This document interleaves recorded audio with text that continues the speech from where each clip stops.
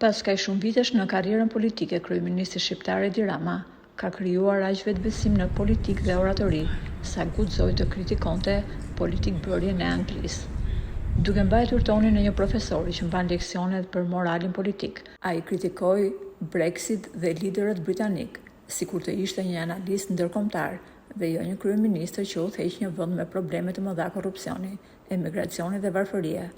Menjëherë pas këtyre deklaratave, mediat britanike u tallën keq me Ramën duke thënë: "Profesori po jep mend Britanisë."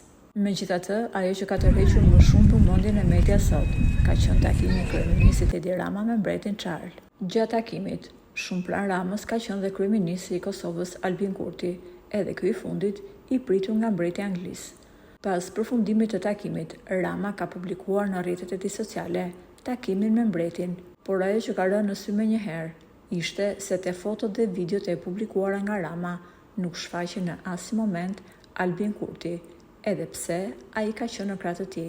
Ndërsa te kjo foto tjetër, ku Kurti është takuar me mbretin e Anglisë, duket qartë se është Rama në sfond. Pra, kryeministri i Kosovës nuk e ka hequr Ramën nga sfondi. Heqja e Kurtit nga video që ka publikuar Rama ka ngjallur shumë reagime në media shqiptare.